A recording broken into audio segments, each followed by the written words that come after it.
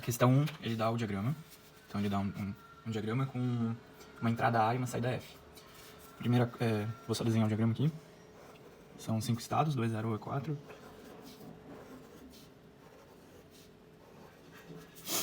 Aí tem o estado E0, E1, E2, E3 e E4.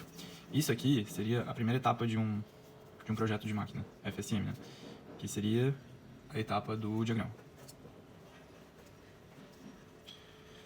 Então o diagrama mostra 5 estados, cada estado tem uma saída, F, que está dado embaixo ali dele, que é 1 no estado 0, no estado 1 também, no estado 2 também, no estado 3 é 0, e no 4 é 1. Aí ele tem o A.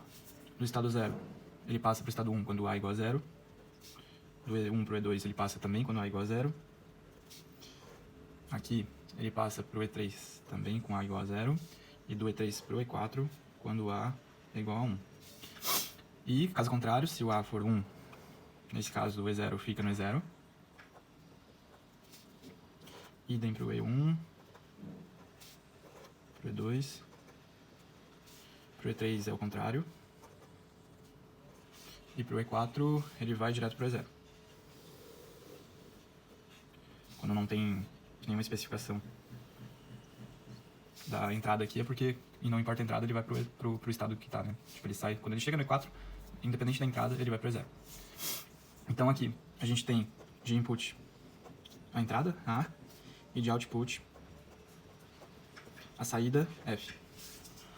Aí ele pede na letra A para apresentar a tabela de transição de estados, né? E considere a utilização de codificação binária e de flip-flops do tipo D. O que significa isso? Ele quer que, basicamente, você faça... Na B, depois ele vai pedir para obter as funções lógicas mínimas, então ele quer que você faça aquele negócio que eu já te ensinei inteiro, né? Completo.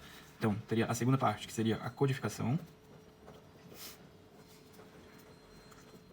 O que importa aqui na codificação? Quantos estados tem? E quais são esses estados? Então aqui a gente tem 1, 2, 3, 4, 5 estados. A gente bota aqui, a gente faz uma tabelinha, tipo aquelas tabelas da verdade. Estado, de um lado, e do outro vai ser um código. Quais são os estados? E0, E1, E2, E3, E4 e E5. Esses são os estados. Não, E5 não existe. Eu viajei aqui. A gente tem 5 estados. Para representar 5 estados, a gente vai precisar de quantos bits de um código binário?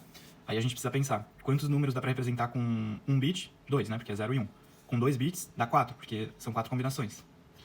Então, a gente tem 5 estados. Com 2 bits, que dá só para representar 4, a gente não consegue representar todos os estados. Então, a gente vai precisar de 3 bits. Porque 3 bits dá para representar 8 estados. Então, aqui, abaixo do código, a gente escreve os 3 bits. Lembrando que sempre começa no 0, então vai ser Q2, Q1, Q0, né? O 0 é o menos significativo, o 2 é o mais significativo. Aqui a gente tem 3 bits. Por que eu fiz 3 bits? Porque a gente tinha 5 estados. Com 2 bits, a gente só poderia representar 4 estados. E a gente quer representar 5. Então não importa se vai sobrar estados, né? Tipo, sobrar entradas que não estão sendo usadas para estados. O código, no caso, né? A gente, como vai representar 8, né? Com esse código aqui, a gente tem os 5. E a gente não vai usar 3 entradas. Estados, né? Aí o código, a gente faz número binário normal. 000, 001, 0, 1, 0, 0, 1, 1, 1, 0, 0, 1, 0, 1, 1, 1, 0 e 1, 1, 1. Beleza, essa etapa já está pronta. Esse é o código. Isso aqui, na tabela de transição, a gente vai usar esse código para ver onde que o estado atual está e para onde que ele vai. Agora a gente está, então,